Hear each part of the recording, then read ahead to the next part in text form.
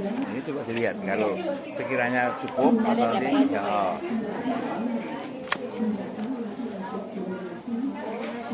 Gimana?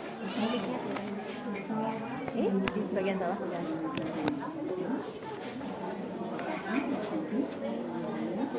Tapi kalau untuk pork dari sendiri itu berarti memang nggak langsung cuma di satu tempat gitu ya Pak ya? Ada di kampung-kampung lain gitu pork darwisnya? Apakah emang gini, jadi lembaga Pok Darwis, kelompok sadar wisata itu adalah bagian dari LPMK. Pok Darwis itu yang membawai dari 10 RW, jadi kampung Patangpuluhan ini, Kelurahan Patangpuluhan itu kan terdiri dari 2 kampung. Satu kampung Patangpuluhan, satu kampung Sidoreja, yang terdiri dari 10 RW. Di kampung Patangpuluhan 7 RW, kampung Sidoreja yang sebelah timur itu 3 RW, tapi saya gabungkan jadi satu sekarang, satu kelurahan. Jadi di bawah LPMK, jadi LPMK sendiri, saya bagian dari LPMK untuk Pok Darwis, yaitu kelompok sadar wisata itu. saya kira tuh awalnya Pok Darwis itu juga malah bagian dari pengelola di Tanjung Winongo gitu Pak. Nah, Saya pikir. gini, untuk Pok Darwis itu kan yang penting itu kan modalnya ya.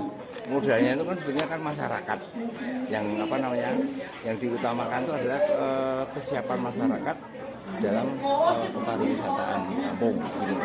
Tapi dalam perkembangan selanjutnya itu ada destinasi wisata. Jadi di dalam Pok Darwis itu ada kesenian, budaya, pendidikan, terus UMKM, pendidikan UMKM ada UMKM-nya itu di sini ada destinasi itu perusahaan-perusahaan masyarakat itu yang di ikon di sini adalah perusahaan kulit non sepatu satu, terus Tata Sungging. Jadi ada usaha-usaha ya, Tata Sungging itu loh apa namanya itu wayang dan bikin yang hubungannya dengan kulit tapi yang seni pakai, itu yang saya kap lampu, kebot dan macam itu. Terus ada Blangkon itu ada 3 perusahaan. Jadi ikonnya itu Blangkon, Tata Sungging, kulit, yang intinya di situ, yang UMKM-nya. Tapi di sini sekarang dikembangkan ada pendidikan tentang komputer. Jadi untuk Pok Darwis itu sekarang tidak hanya yang tradisi tapi ke depan gitu. Ada untuk tentang IT ada. Terus di sini saya juga mengajak teman-teman itu untuk industri kerajinan. Jadi harapan saya terutama di wilayah sini ya, di wilayah RW 1 itu ya wilayah dengan pariwisata juga, itu kami mendirikan industri kerajinan. Jadi sudah berbadan hukum ya. Jadi maksud saya itu mengajak rekan-rekan itu yang apa namanya mau lah dalam bidang kerajinan seni pakai terutama itu. Jadi nantinya kita jadikan ikon juga di situ itu. Itu termasuk adalah kekayaan daripada pariwisata itu. Yang kedua ada destinasi wisata. Destinasi wisata itu poinnya itu ada di dalam grojogan itu. Iya. Sudah tahu toh? Nah, Tadi sempat ke sana. Nah, itu yang untuk itu sekarang sedang saya bangun ini. Untuk spot-spot selfie yang saya kerjakan di rumah di sini. Itu tapi untuk perkembangannya itu tidak hanya di situ tapi di seluruh kampung gitu loh. Jadi nanti ada kesenian tidak hanya di situ, di sana ada event gitu. Ya. Rencananya kemarin itu kan sudah apa namanya itu untuk keseniannya ya, untuk daya tarik wisata itu kami itu mengajak mahasiswa daerah untuk kita bekerja sama, terutama untuk bidang kesenian ya, dengan tradisi misalnya Aceh, Padang, Bali dan sebagainya itu saya ajak bersama untuk pentas di destinasi wisata itu kan ada panggungnya apa itu. Iya. Kemarin itu sebetulnya yang sudah siap itu ada 3. Melayu Jogjes itu sudah siap. Gimana Pak? Melayu Jogjes itu. Tapi kita belum terlaksana, kurang nunggu setahun. Mas Jadung meninggal, sudah tidak jadi. Salah satu personelnya atau salah satu pemainnya atau bagaimana? Itu kan pengurusnya Melayu Jogjes itu. Yang punya kan Jaduk itu.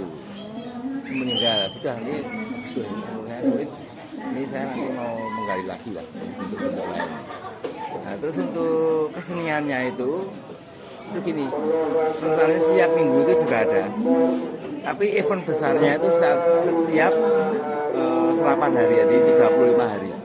Per 35 hari. Ya, itu ada dari, kami mengambil dari Aceh sama Bali, kita jadikan satu.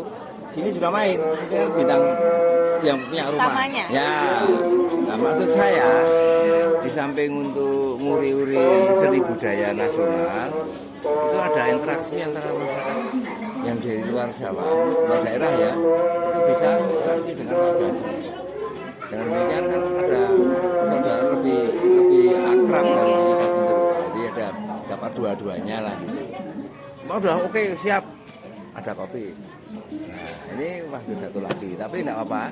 Mungkin ini kedepannya itu mulai Agustus mungkin. Oh, dimulai sudah bisa mulai lagi ya. Jadi sambil nunggu spot-spot selfie-nya itu selesai, itu kita buka pakai itu.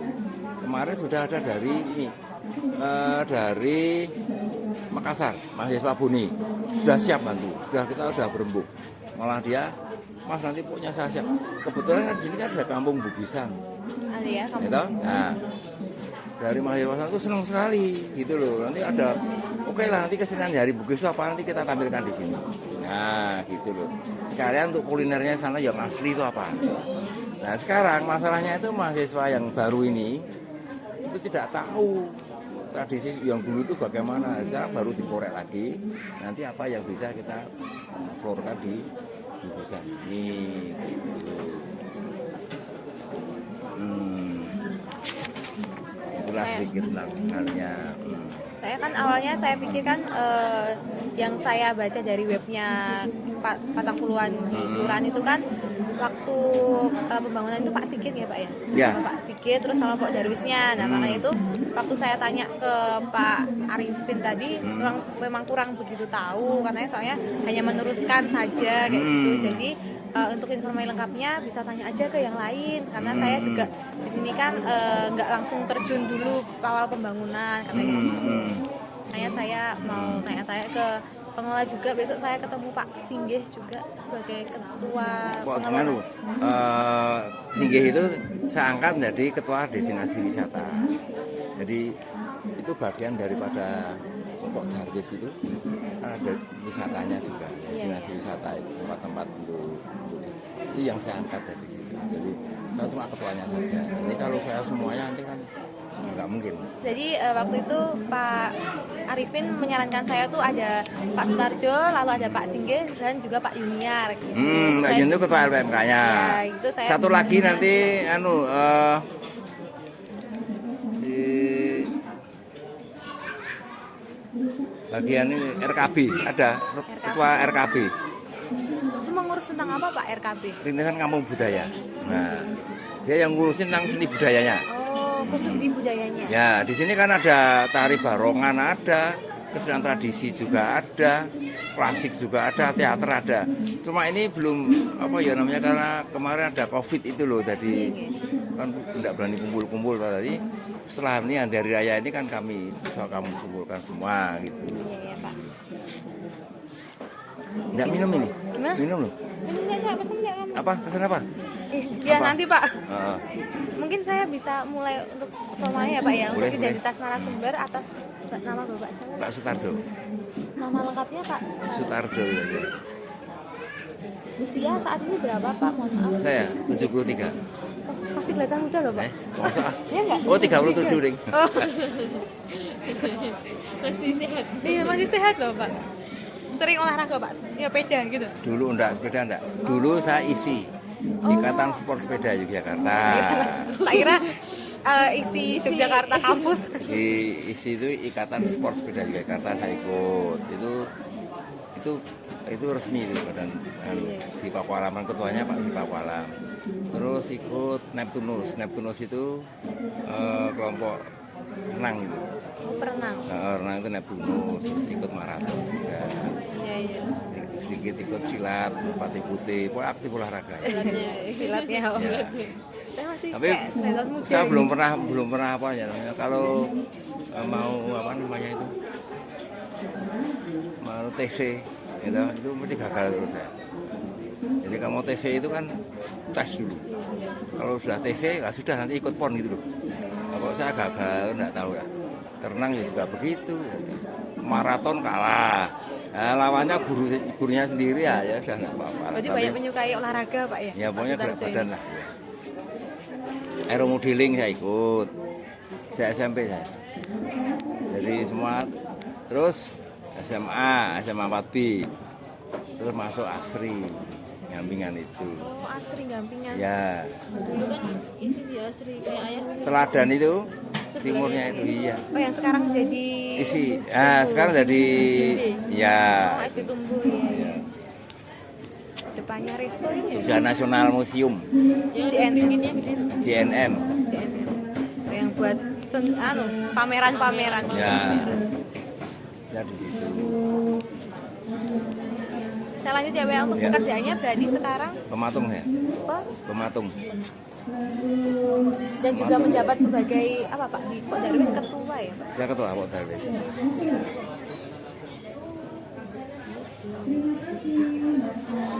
Ya karena kan fokus saya ke Grojogan Tanjung Winongonya ya Pak ya. Berarti saya mau tanya tentang yang ada di Tanjung Winongo gitu ya Pak ya. Untuk awal mulanya atau yang mendasari kenapa Grojogan Tanjung Winongo ini ditetapkan sebagai destinasi wisata itu bagaimana Pak? Di situ Sejarahnya. itu adalah ada Grojogan itu. Grojogan itu dibangun tahun 1922. Yang bangun Belanda. Itu ada 2 di Jogja, satu di sini, yang satu di Tungkak itu loh. Pojok Beteng ke timur, Oke, ada oke, rumah Beteng. sakit apa itu? CI Hidayatullah Pratama. Nah, Pratama. itu kan timurnya kan sungai. Oke. Nah, selatannya itu seperti ini, tapi sudah rusak itu. Yang dekat pom bensin itu apa ya? Ya, Pak, sebelahnya pom bensin itu, oke, itu kan oke. persis ini, tapi sudah rusak. Jadi sekarang tinggalan Belanda yang di Jogja ya, yang masih utuh sini. Nah, di situ dulu ada belik. Ada beli. Ya, belik Winongo itu ada banyak pohon tanjung, jadi Tanjung Winongo itu sama teman-teman gitu. Tapi dulu, ya maaf ya, dulu kan tempat kumuh gitu. Sebelum dibangun loh, tahun-tahun 70 sampai tahun sebelum ada itu loh, apa namanya, OPK itu. Kok OPK kan lu kejahatan tuh, preman-preman itu loh dulu.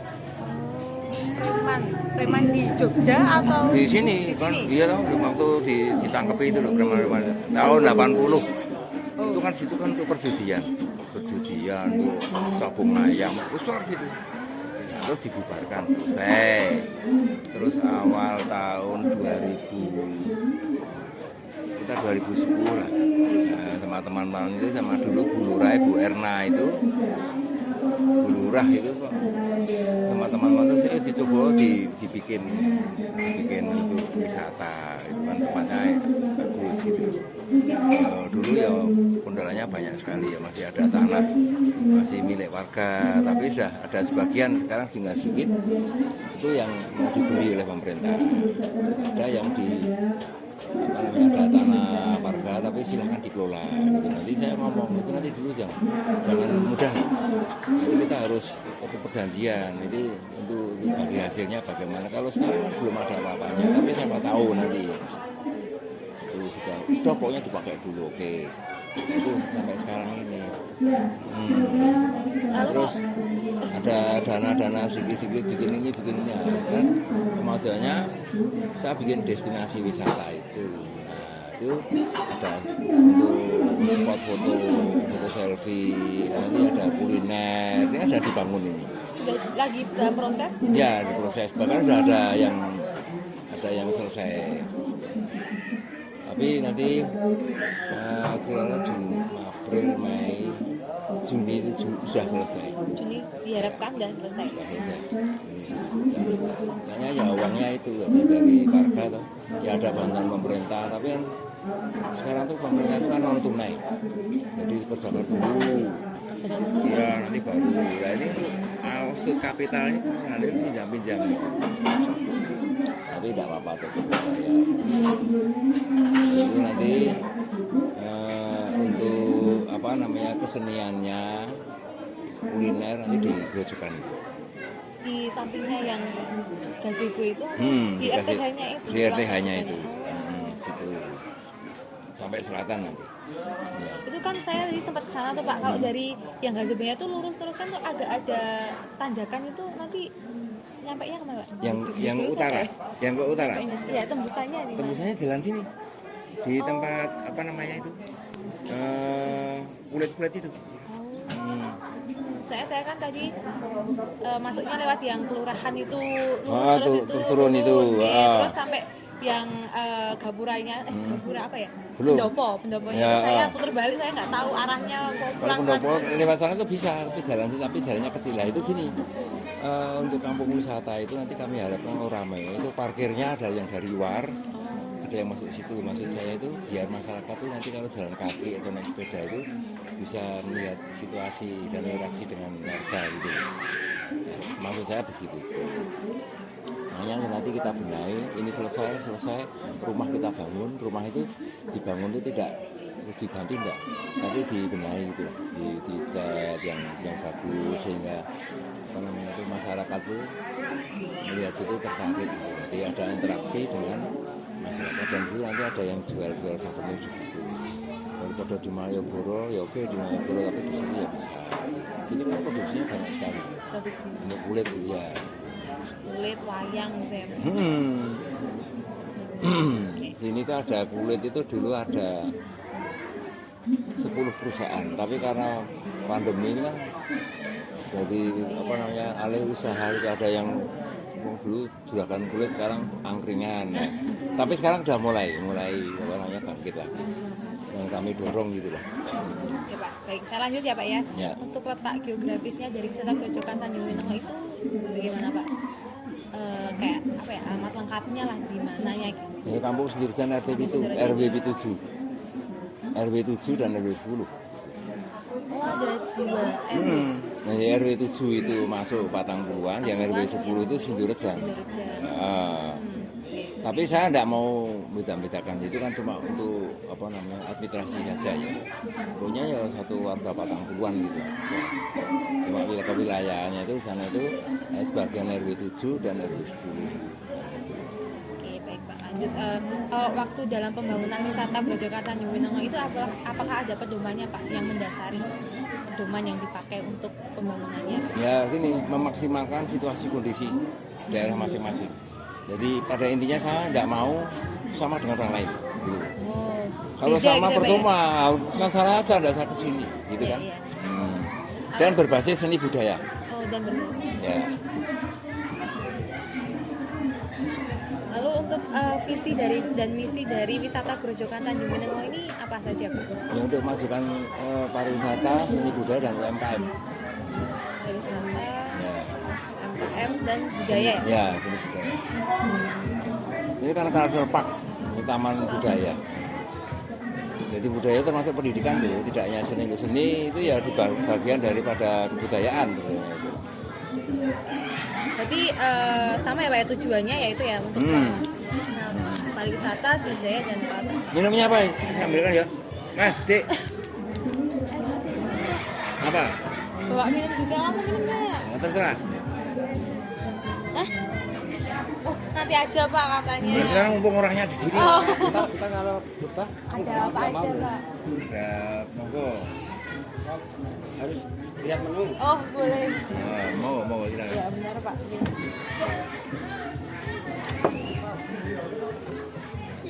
Yo.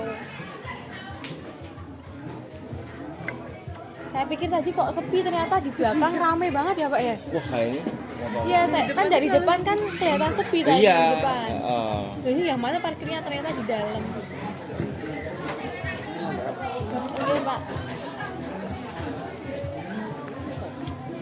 Jus makanan apa ya? Jus. Teh kopi.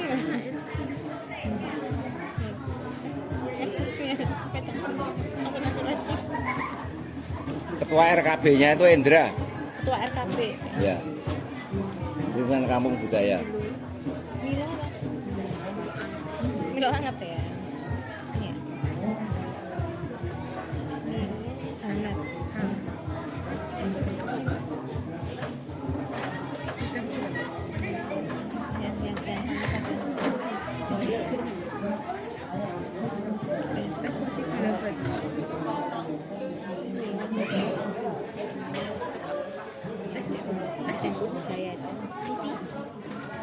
Saya aja nggak sih?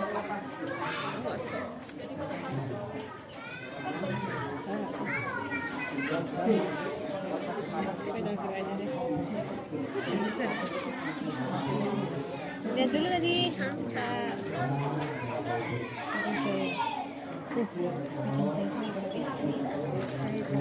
Oh, ada regal.